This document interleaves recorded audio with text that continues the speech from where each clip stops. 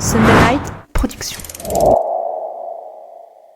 Par passion du vélo, Groupama vous invite à découvrir la 2e saison du podcast Face à Face. Partez à la rencontre des femmes et des hommes de l'ombre qui œuvrent au succès de l'équipe cycliste Groupama FDJ et découvrez leurs incroyables anecdotes. Bonne écoute!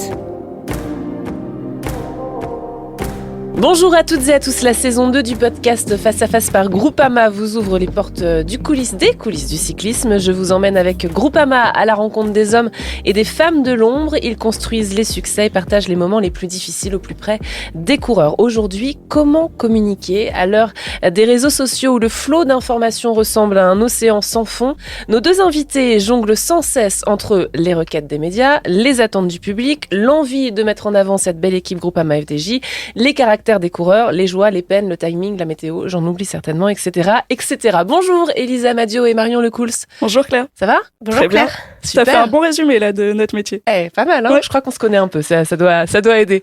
Elisa, tu t'es occupée de la communication de Groupama FDJ pendant des années et tu es aujourd'hui responsable des relations avec les partenaires.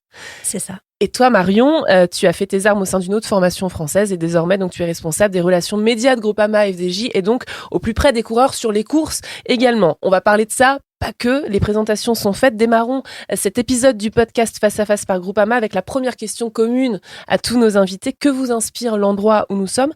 D'ailleurs, est-ce que c'est l'endroit où vous avez le moins de stress, finalement? C'est vrai que c'est un endroit assez apaisant, le bus, pour nous. Par exemple, sur le Tour de France, il y a beaucoup d'animations, notamment au moment des départs. Quand on monte dans le bus, ça veut dire que les coureurs, ça y est, ils sont sur leur vélo, ils sont plus entre nos mains. Donc nous, c'est vrai que c'est un moment où on peut souffler quand on est dans le bus. Il y a souvent des échanges sympas avec le chauffeur. On peut regarder la course. C'est pas des films que vous mettez sur l'écran, en fait? Non, on regarde la course. On y passe vachement de temps aussi, finalement. On pense que c'est que le vestiaire des coureurs, mais non. C'est aussi notre vestiaire à nous, une fois que les coureurs sont sur la route, comme disait Marion. Et c'est souvent le moment où on souffle. Et c'est à eux de jouer à ce moment-là. Et nous, on attend que ça se passe. Et on anticipe ce qui va se passer après, surtout. C'est drôle parce qu'on sent bien qu'il y a une notion de cocon, en fait, qui est vécue différemment suivant qui vous êtes. Marion, c'est quoi le responsable? Enfin, le travail d'une responsable des relations médias. Je mets les mots dans le bon ordre, c'est mieux. C'est assez simple, c'est vraiment faire le lien entre les demandes médias et les membres de l'équipe, donc à la fois les coureurs et le staff. Sur une année, on reçoit en gros 800 demandes quand même. Ça veut dire 3 par jour presque, en fait. On pourrait avoir... Ouais, après on les répartit en point presse. On fait beaucoup de visio maintenant depuis le Covid. Donc en point presse visio, en conférence de presse ou en one-to-one. Et nous, la difficulté, c'est qu'on est un sport en mouvement. Par rapport au football où ils ont leur stade, ils ont leur salle de presse, ils ont d'autres problématiques, mais nous, on est toujours en mouvement, donc il y a beaucoup de choses qui se passent dans les hôtels. Il faut aussi essayer de contenter les coureurs, on imagine, c'est-à-dire ne pas non plus avoir un problème par rapport à ce qui reste la problématique première du coureur cycliste, c'est-à-dire faire du vélo et gagner des courses. En fait, c'est beaucoup de logistique aussi. Ils ont beaucoup de rendez-vous à la veille d'une course, ils voient le directeur sportif, le nutritionniste, le médecin, ils voient les médias, donc... Master 2 Tetris. Ouais, c'est ça. C'est ça. Faut que ça rentre comme dans le coffre d'une voiture, quoi. C'est ça, exactement. Souvent, c'est les soirées, on n'imagine pas, mais les soirées d'un coureur, surtout sur une course par étape, c'est pas le coureur arrive, il mange et il va se faire masser. Il y a énormément de rendez-vous, de sollicitations, de soins, de discussions avec le directeur sportif, d'entretien avec le docteur, d'entretien avec... Ils ont le trajet déjà en bus pour rejoindre l'hôtel.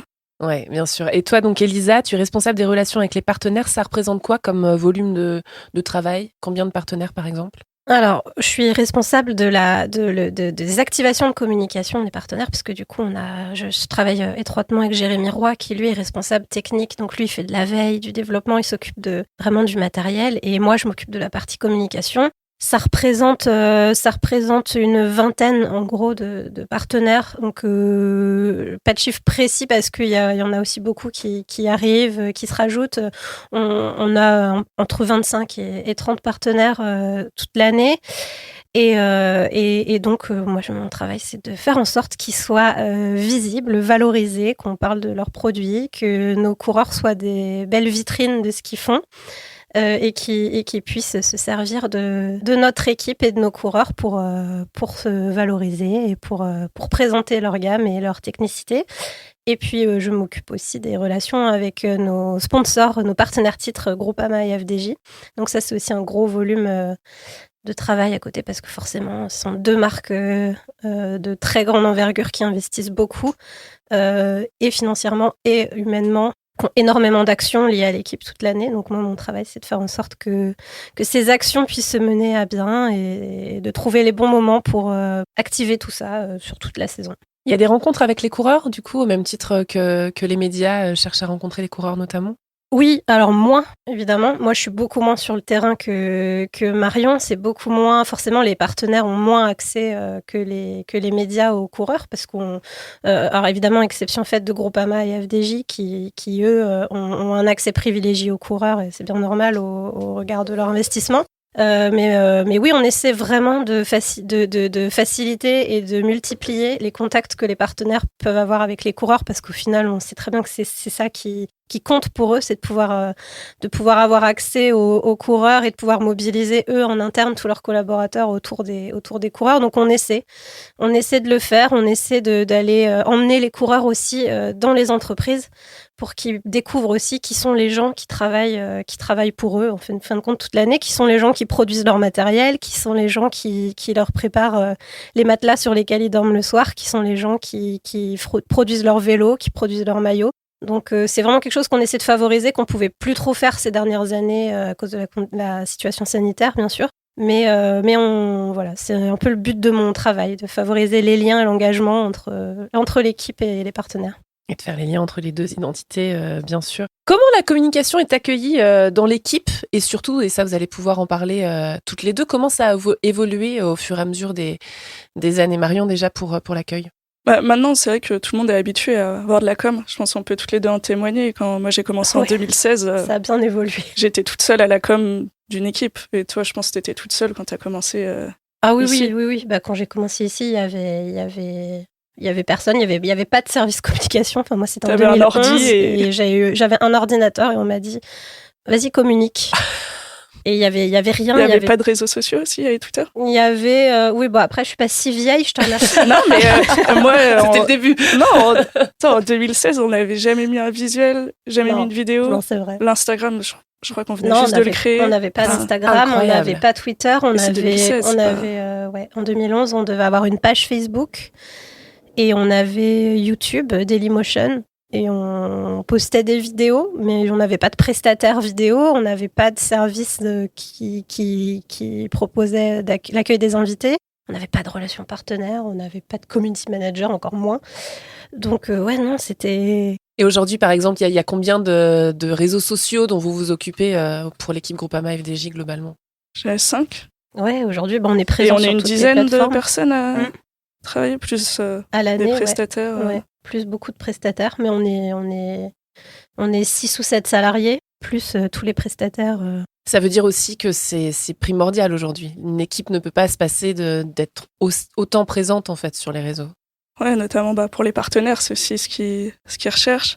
On communique bien sûr sur les résultats, mais on essaye aussi de trouver des façons de communiquer quand les résultats sont un peu moins bons pour faire partager les coulisses de l'équipe, etc. Donc, aujourd'hui, un équipementier, un fabricant de cycles, par exemple, puisque justement cette année, on a un gros challenge par rapport à ça. Un fabricant de cycles, quand il arrive, qu'est-ce qu'il cherche? C'est la visibilité. Alors évidemment, il est là pour partager son savoir-faire et équiper les coureurs avec les meilleurs vélos possibles, mais si personne les voit et si personne les connaît, il n'y a pas d'intérêt à ça. Alors c'est pas quelque chose qui est toujours facile à faire comprendre aux gens qui nous entourent parce que la communication parfois c'est lourd, c'est contraignant.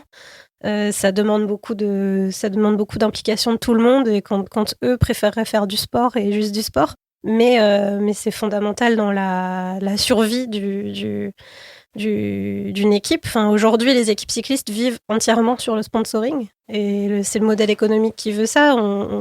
C'est peut-être que c'est quelque chose à questionner, mais ça c'est pas mon travail. Et le fait est qu'aujourd'hui ça fonctionne comme ça et les médias et les retombées qu'on peut avoir en publicité grâce à eux, ça fait 98% du modèle économique de l'équipe, quoi.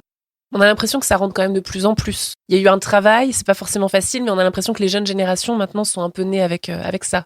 Même au sein de l'équipe, quand même, ils sont habitués à avoir de la com. Sur le tour, on est 3 ou 4. Il y a une personne quasiment sur chaque course en com.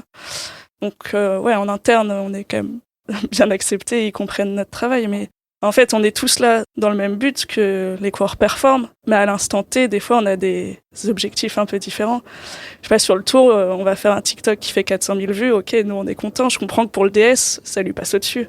Oui, c'est ça, ils ont parfois du mal à comprendre pourquoi sur une reco de Paris-Roubaix, où eux sont complètement focus sur le matos, sur ce qu'il faut ces pneus-là, gonfler à temps, et nous, on est là avec 15 invités, on fait des TikTok, on filme, on fait des photos, et je pense que pour eux, parfois, c'est compliqué de comprendre ce que ça vient faire là, mais c'est la réalité. Et puis effectivement, moi j'ai vu l'évolution depuis je sais pas, 13 ou 14 ans que je suis là. C'est impressionnant. Enfin, ça a complètement changé. Les nouvelles générations, elles sont nées avec les réseaux sociaux. Et je pense même que certains coureurs, ils n'ont pas connu le monde pré-Facebook.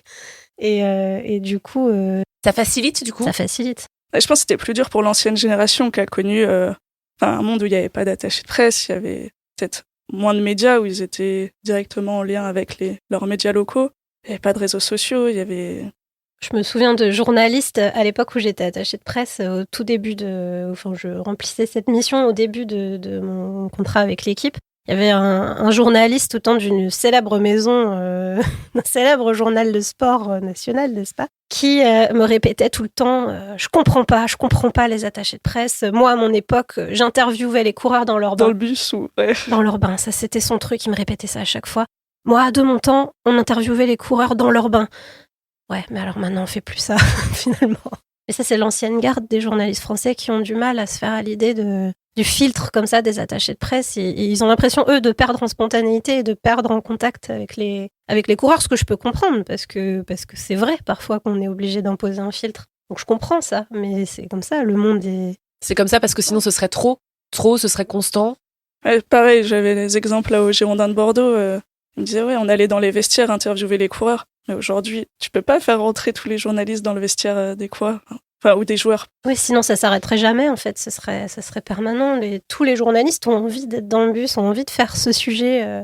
Ça revient, je crois, ça revient tous les ans. Est-ce qu'on pourrait venir filmer dans le bus ? Ça, c'est vraiment la grande passion des médias. Mais je le comprends parce que c'est un aspect mystérieux et puis on a envie de... Les gens ont envie de savoir aussi ce qui se passe. Oui, bien sûr. Totalement. Ça, moi, je le comprends. Puis je pense que de toute façon, c'est le travail d'une attachée de presse aussi, c'est de comprendre autant les contraintes des journalistes que celles des coureurs et de l'équipe. C'est pour ça que c'est pas toujours... c'est un peu un boulot entre deux feux.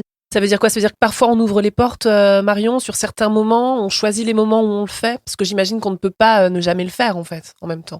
Oui, après, le bus, c'est vrai qu'on essaie quand même de le garder vraiment pour les coureurs. C'est quand même leur vestiaire et c'est assez exceptionnel qu'on ouvre le bus ou les briefings. C'est rare que je dise non, en fait. Je dis non, mais on peut faire ça. On trouve toujours une parade pour... Voilà, comme tu disais, Elisa, on comprend aussi leur métier. Nous, on a forcément un intérêt à collaborer avec eux, donc... Non, mais... C'est de la politique, ça. Ouais, c'est ça. C'est plutôt pas mal. Il y a aussi un travail sur toutes les grandes annonces. Il y en a eu pas mal. Il y a eu la génération de la nouvelle vague, bien sûr. Par exemple, aussi la retraite de Thibaut Pinot qui a été annoncée en début d'année dernière. Comment on prépare ça au niveau de la com, globalement ? Est-ce qu'on voit une différence aussi quand c'est préparé en amont, quelque chose qu'on prépare sur des mois, sur les retombées, par exemple ? On essaye, sur ces grandes annonces, d'avoir un plan un peu 360. On fait je reprends l'exemple du virage Pinot, on fait un événement physique, on va créer une vidéo autour de ça pour nos réseaux, et on va faire venir les médias, en fait. C'est ça aussi qui est intéressant, et on est nombreux à travailler à la com, donc il y a moyen d'avoir de belles idées. On a aussi fait du merch pour le virage Thibaut Pinot. D'un grand événement, d'un temps fort, on essaie d'en découler des actions, des activations, un peu sur tous les terrains, donc une activation physique, de la vente en ligne pour permettre aux gens de partager un peu de ce moment-là en ayant accès à des t-shirts, en ayant accès à des drapeaux. À côté de ça, voilà, on va inviter des journalistes. Moi, avec les partenaires aussi, j'ai travaillé sur le sujet. Pour ceux qui souhaitaient, on fournit des visuels, on fournit des choses pour qu'ils puissent aussi, pour que tout le monde en fait puisse participer à la fête et que ça fasse une action globale et qu'on inonde les internets de photos de Thibaut Pinot. Je pense qu'il n'avait pas besoin de nous pour ça, en fait. Et c'est aussi des moments où, en com, en tout cas, on prend du plaisir à bosser sur ces sujets. Oui, ça c'est vraiment les bons côtés. On peut s'amuser un peu. Ouais, c'est ça aussi. J'ai l'impression un peu parce qu'en fait finalement il y a quoi ? Il y a une pression un peu permanente. Il y a un peu l'idée de pas, enfin, d'être accepté un peu partout en fait. C'est un peu cette idée.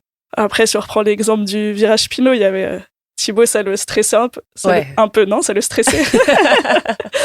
Donc forcément, il faut aussi prendre en compte ce que souhaite le coureur. Parce que nous, on peut avoir plein d'idées à la com, mais il faut aussi embarquer toute l'équipe, sinon ça ne marche pas.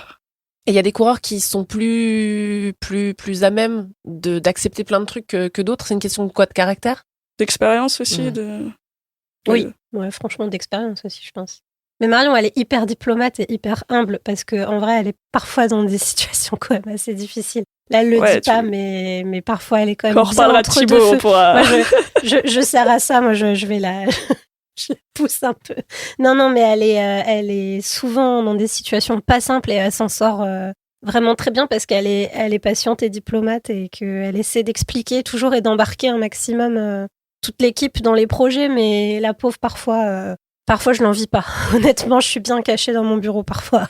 C'est super bien ce compliment de quelqu'un qui a exercé ton métier. Surtout qu'elle le connaît. C'est vrai que parfois on a pris entre les médias qui veulent le coureur qui est dans le bus, les directeurs sportifs, les textos coursois en direct. Enfin... Qui te font des grands noms de la tête. Se douche, laisse-le. Ouais. Quand on est en bas du bus et qu'on attend les interviews aussi, notamment. Vous parliez de Thibaut Pinot, justement. C'est quoi votre recul un peu sur le phénomène médiatique qu'a été Thibaut Pinot ? Est-ce que vous le mesurez maintenant ? Est-ce qu'il y a des moments où c'était énorme ? Enfin, je sais pas, dites-moi. Avec Thibaut, alors c'est particulier parce que moi mon parcours est vraiment hyper lié au sien, dans le sens où on est arrivé en même temps et j'ai un peu tout vécu avec lui. J'ai vécu pour Entruy. Ouais. Première victoire sur le Tour, donc, et l'explosion un peu du phénomène à 22 ans. Ensuite, j'ai vécu cet affreux Tour 2013. Je le qualifie comme ça parce qu'il n'y a pas d'autre mot. Où il a craqué clairement sous la pression. On attendait énormément, beaucoup trop d'un jeune coureur de 23 ans.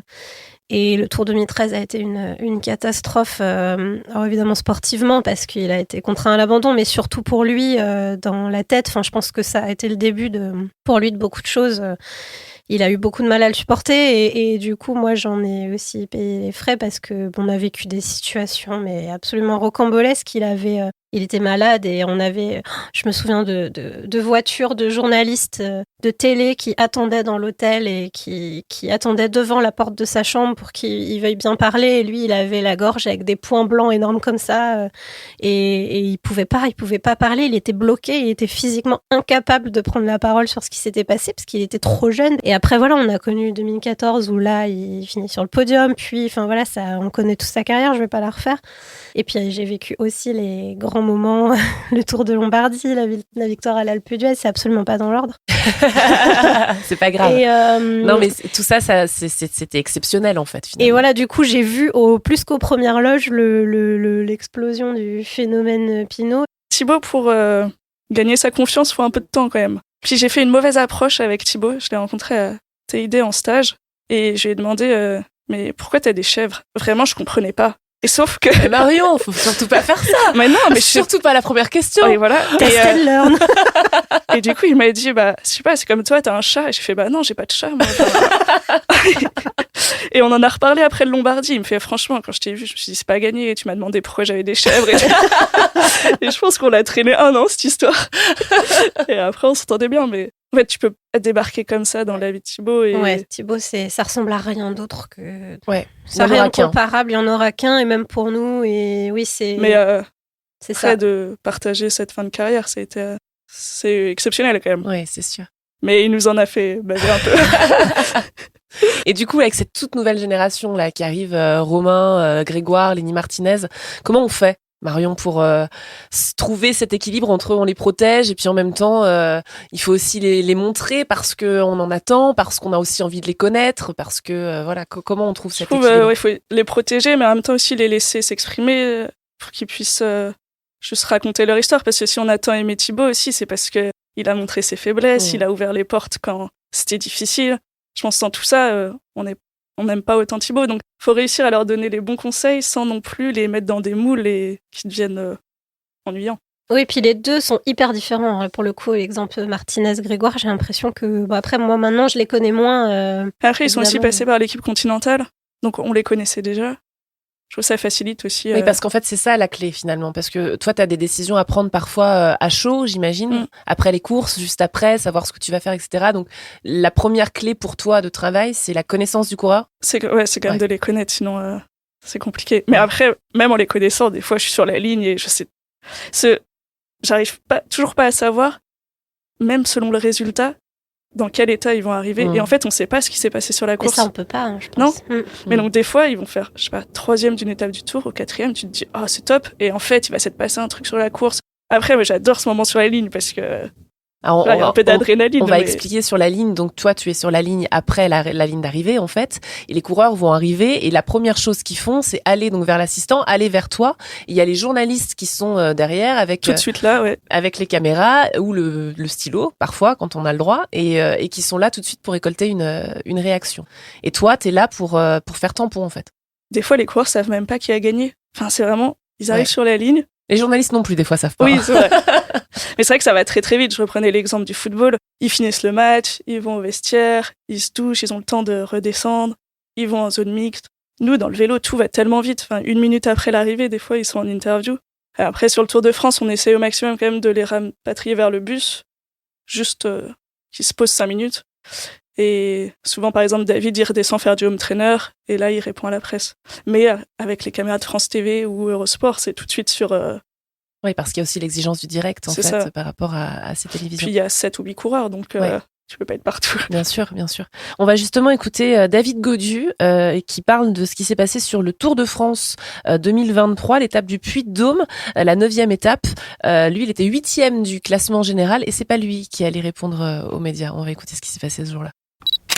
Il y a des étapes où on a besoin de souffler, de redescendre un petit peu en pression, remettre les idées au clair, parce que quand vous passez la ligne, que vous êtes tout donné, vous êtes à 200 pulses sur la ligne d'arrivée, qu'on vous saute dessus les médias, vous n'avez même pas le temps de mettre une veste. Des fois, vous avez besoin de leur dire, écoutez, je mets une veste, on se reparle dans 5 minutes, je monte un coup dans le bus, je souffle un coup, je bois un coup parce que j'ai pas bu, j'ai rien mangé depuis un moment. Et du coup, là, on redescend un petit peu après à tête reposée, et c'est plus facile de leur répondre à tête reposée, d'avoir les idées claires. On arrivait en haut du Puy-de-Dôme, le Puy-de-Dôme était interdit aux médias, on est redescendu directement, parce qu'il n'y avait pas de spectateurs dans le Puy-de-Dôme, c'était en termes de réserve. On arrivait au bus, on était en journée de repos le lendemain, l'étape s'était vraiment très moyennement passée, on n'avait pas explosé, mais on n'avait pas fait le résultat escompté. Le lendemain, on avait une conférence de presse avec les mêmes médias qui étaient là, et du coup, voilà, Marion qui était là a vu que on a discuté un petit peu, et je lui dis, elle me dit, demain il y a la journée de repos, Pierre, tu leur répondras demain, mais faudrait peut-être dire un petit mot quand même. Et du coup, elle voyait que j'avais pas trop envie, et Thibaut était là, et du coup, Thibaut a décidé, avec Marion, de répondre aux médias. On avait fini ensemble l'étape, il m'avait traîné jusqu'en haut, et du coup, il m'avait un peu sauvé la mise d'aller répondre aux médias le jour-là. Sachant que moi, le lendemain, je savais que j'allais répondre aux médias, il allait dire la même chose que si je disais là le soir même, donc moi, j'avais besoin de décompresser un coup, et du coup, Thibaut était parti répondre aux médias, et là-dessus, il avait fait la part du boulot que j'avais pas su faire tout simplement le soir-là, parce que j'avais besoin de décompresser, et là-dessus, il m'avait fait gagner un petit peu d'énergie mentale. Quelle réaction, Marion. Quel homme, ce Thibaut Pinot, quel sacrifice. Je me souviens vraiment très bien de cette étape. Du coup, l'arrivée était au sommet du Puy-de-Dôme, et le bus était au pied. Sur la ligne, j'ai pas le temps de réaliser, mais là, j'ai eu le temps de me dire « Ah, ça peut être compliqué ». Et je voyais tous les médias autour du bus, et moi, j'avais pas encore vu David. Maintenant, par expérience, je sais que je promets rien. Ça peut me mettre en difficulté. Et là, par contre, quand je l'ai vu arriver, je savais que ça allait pas... C'était quoi, visage fermé ? Et je me souviens d'être ici, et d'être monté dans le bus avec David et Thibaut, et de me dire, bon, on a journée de repos demain, David, ce sera mieux. Tu parles plutôt demain. Et c'est vrai que Thibaut est allé au front. Ouais. Et ça, c'est pourquoi. Alors lui, il explique que j'aurais eu les mêmes questions, par exemple, le lendemain. Il explique aussi que le 200 pulses sur la ligne, etc. Quelles sont les raisons de ne pas obliger, bien sûr, on peut obliger personne, mais obliger un coureur à aller devant les médias? C'est quoi les bonnes raisons? Je pense là, ça aurait été contre-productif. Quand on va devant les médias, déjà, il faut avoir quelque chose à dire. Enfin, des fois, c'est tellement rapide, ils n'ont pas le recul pour analyser ou leur performance, ou Est-ce que c'est bien, pas bien? Moi, je me dis toujours, je finis un truc. Si quelqu'un venait me poser des questions dans les 30 secondes, finalement, nous, on n'a pas à le faire dans notre quotidien. On s'imagine pas, je pense, quand on vient de se faire 6 heures sous la chaleur et qu'en plus, ça s'est pas forcément passé comme on voulait. Ils n'ont pas eu le temps de débriefer avec leur directeur sportif, ils ont vu personne, à part nous. Ouais. Donc, après, c'est rare que David réponde pas. Et avec David, là, on est assez rodé. On sait, on fait une question sur la ligne avec France TV, on va au bus, il fait son home trainer, il répond 5 minutes. C'est assez rodé. Ouais. C'est rentré dans sa tête. Et puis parfois, mine de rien, tu peux aussi avoir des situations, par exemple, en cas de... Si le coureur est tombé, par exemple, ou a eu une grosse défaillance, il faut quand même qu'il passe un tout petit peu de temps avec le médecin, qui essaie déjà de savoir ce qu'il a. On en a eu 1000, des exemples comme ça, où le coureur justifie dans le feu de l'action parce qu'il en sait rien, en fait, sa défaillance par de toute façon, je suis foutu, j'y arriverai pas, j'abandonne demain, machin. Alors que bon, peut-être qu'avec une nuit de sommeil, ça ira mieux. Peut-être aussi parfois que c'est délicat, médicalement, on peut pas forcément tout partager sans avoir été vu avant. C'est des choses qui leur appartiennent aussi parfois. Ils ont peut-être des douleurs, je sais pas, à des endroits où ils n'ont pas forcément envie de partager. Et ça peut être... cette question médicale, elle n'est pas simple non plus, parce qu'il y a aussi des choses qui... C'est quoi la limite entre tout dire et rien dire? Comment on la trouve, cette limite? De se dire, en même temps, il faut être exposé, partager des choses, et puis elle est où la limite de l'intime, en fait? Ça, c'est eux aussi qui la trouvent, je pense. Elle est différente pour chaque coureur? Ouais. Oui, ça c'est clair. Qu'ils n'ont pas tous les mêmes... c'est leurs limites personnelles, après, c'est les limites de leur... les limites de leur corps, de leur intime, de leur mental. Ils n'ont pas tous envie de partager les mêmes choses sur leur... ils n'ont pas tous la même façon de fonctionner. Et puis après, on a aussi les limites qui nous sont imposées, entre gros guillemets, par nos partenaires titres, par nos sponsors, par nos équipementiers, où on a aussi cette exigence de devoir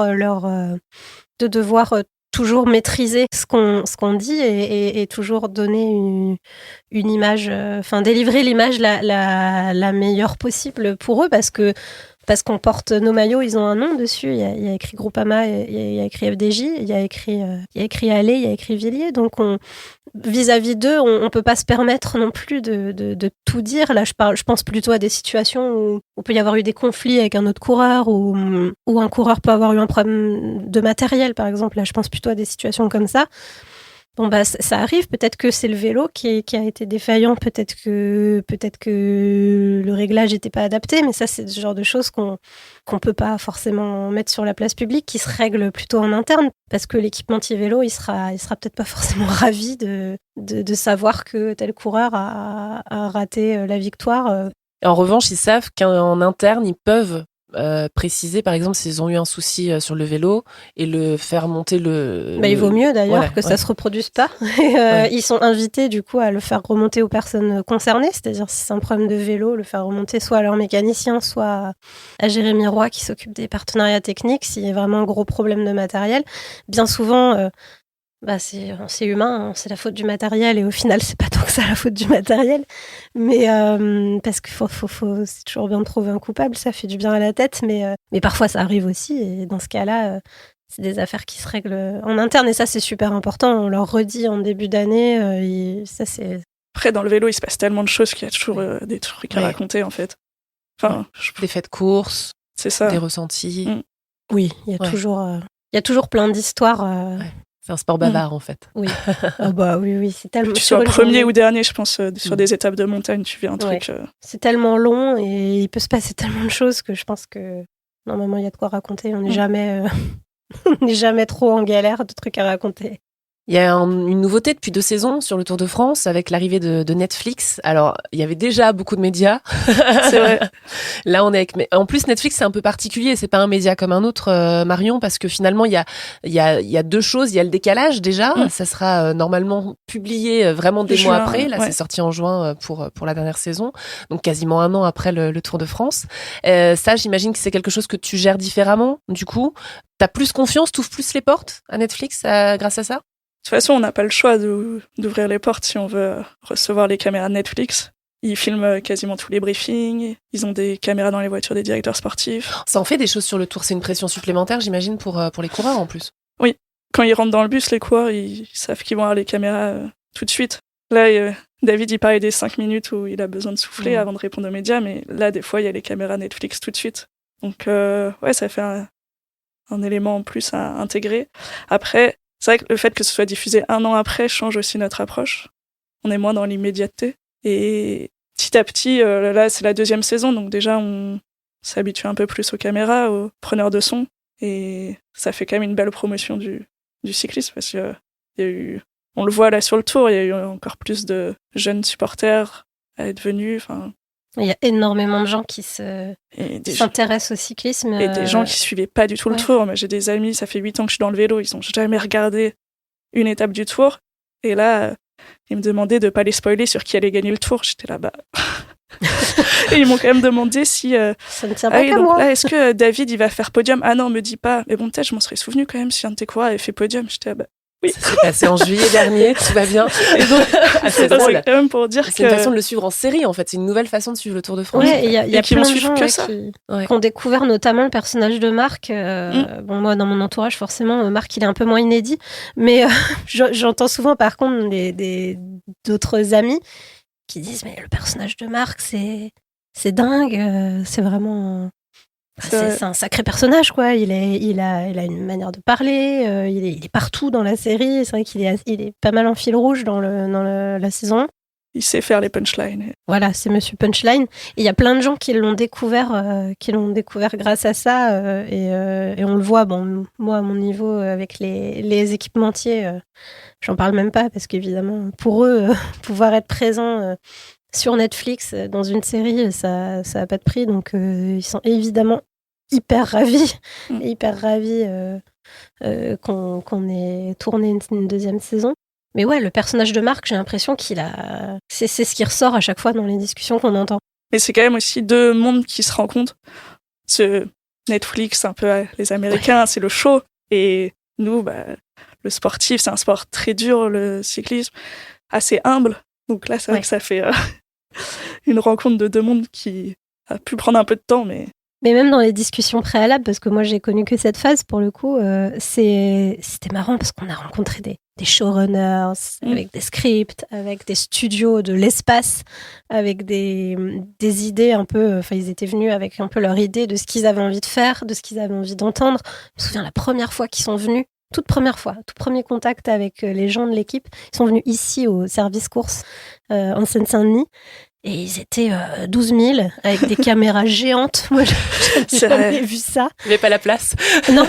Et ils sont tombés face à Marc en jean au milieu de son atelier mécano qui leur a dit « Bon, ici, voilà, c'est mes camions, c'est mes vélos. » Ils étaient perdus, mais à la fois, je me demande si ce jour-là, ils se sont pas dit on va peut-être retourner faire de la Formule 1. Et même, tu parles des caméras, mais là, dans le bus... Ils ont dû changer la taille de leur caméra parce qu'il n'y a pas de place en fait. Bien sûr.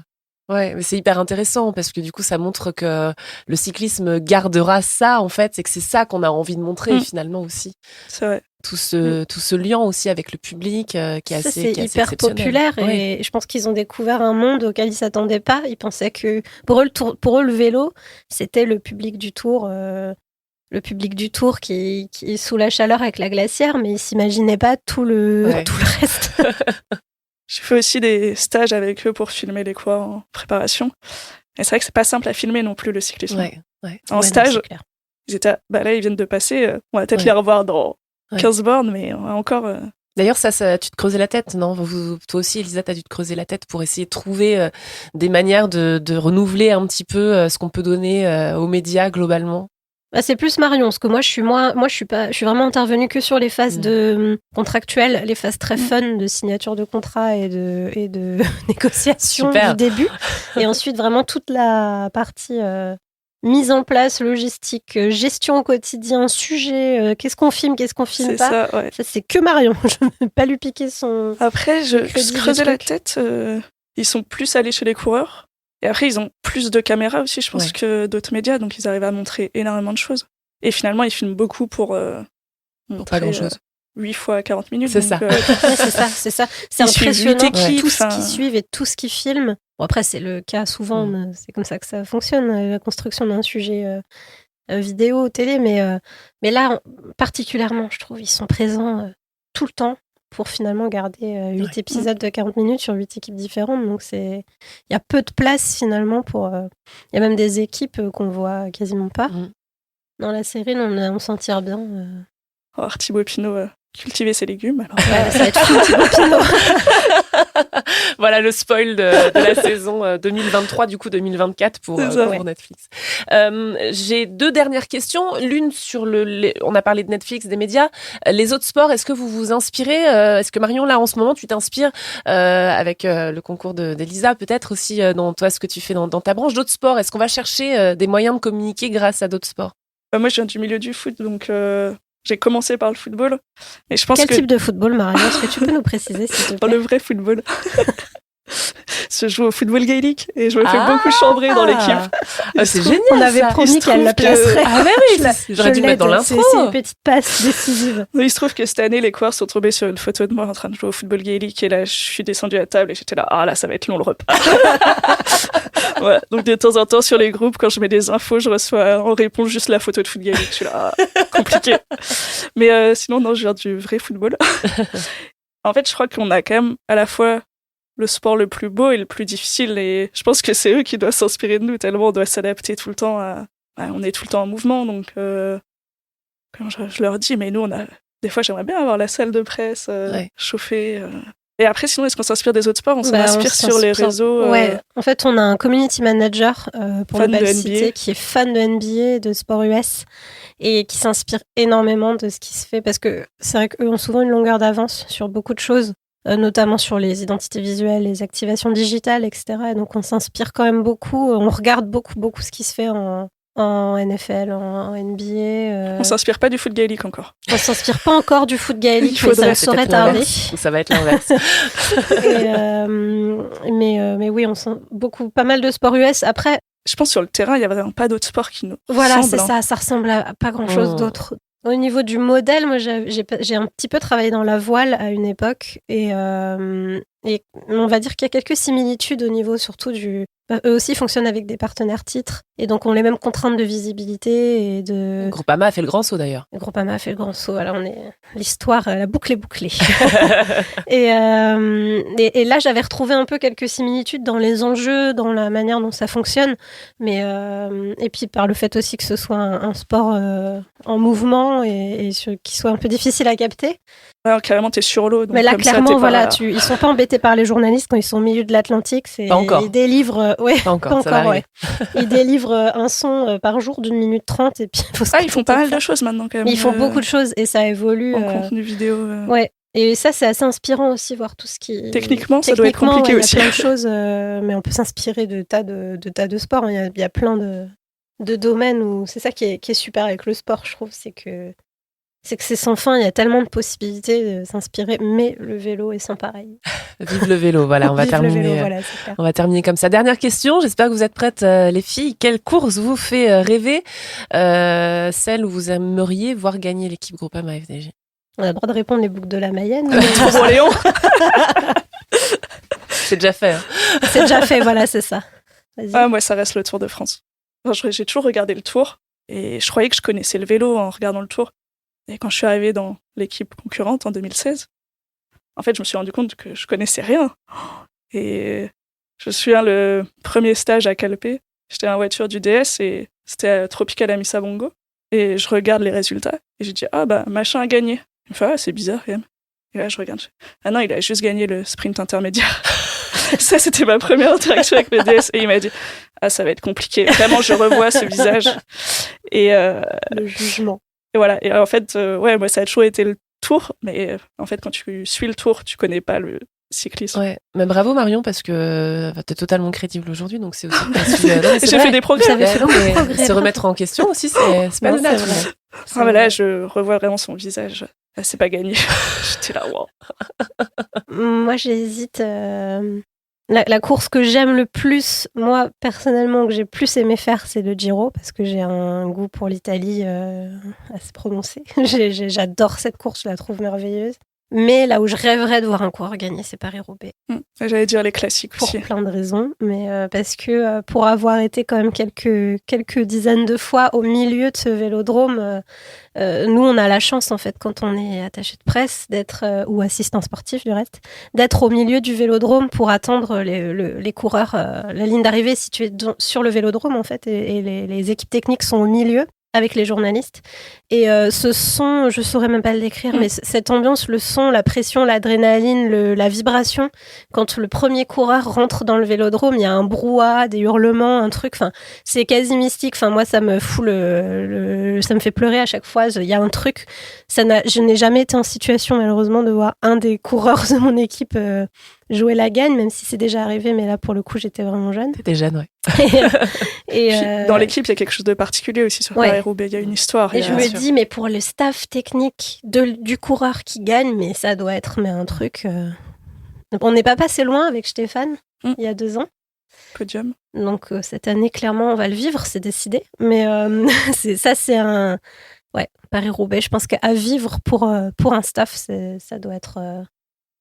Ils s'imaginent pas les coureurs, mais nous aussi on vit leur victoire en fait. Sûr. Nous aussi évidemment elle est pas due à nous, mais par contre on vit les défaites et les victoires. Et enfin moi c'est les plus grands souvenirs, non pas de ma carrière mais de ma vie quand j'ai vu, le Tour de Lombardie 2018, l'Alpe d'Huez 2015.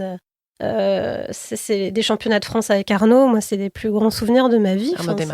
D'Arnaud Démare, pardon, ouais. Ça c'est. Mais bon, même quand il gagne, t'es obligé de rester un peu concentré, c'est encore du boulot derrière, quoi. C'est pas gros craquage. Mais je pense à ce championnat de France, je ne sais plus où c'était. Là où il bat à la Philippe, à la pédale, comme ça, Arnaud Démare, il arrive tout seul. C'était l'année Covid en plus, on s'était quasiment pas vu de l'année. Il y a eu une sorte on était tous archi masqués et tout. Là, la ligne d'arrivée était vide. Et là, il sort de nulle part, il gagne cette course, mais avec une force incroyable. Et là, moi, je l'ai vécu, mais j'ai l'impression que c'était moi qui avais gagné, quoi. J'avais le cœur sorti de la poitrine, j'ai hurlé comme une démente. Enfin, c'est des grands souvenirs de vie, quoi. C'est trop bien. Ouais, je me souviens aussi de tes larmes à l'arrivée du Tour de Lombardie. Ouais, en plus, je pleure jamais, moi. Donc 2017. C'est faux. Je pleure tout le temps. Merci beaucoup à toutes les deux. C'était chouette. Marion Lecoulse et Elisa Madio. Voilà pour ce podcast. Donc, Face à Face par Groupama, version communication. C'était très riche. Merci beaucoup, les filles. Par passion du vélo, Groupama vous a présenté Face à Face. Groupama, acteur majeur du cyclisme, accompagne l'ensemble des pratiquants, des professionnels aux amateurs en passant par tous les cyclistes du quotidien. Retrouvez les engagements vélo de Groupama sur les réseaux sociaux et sur groupama.fr.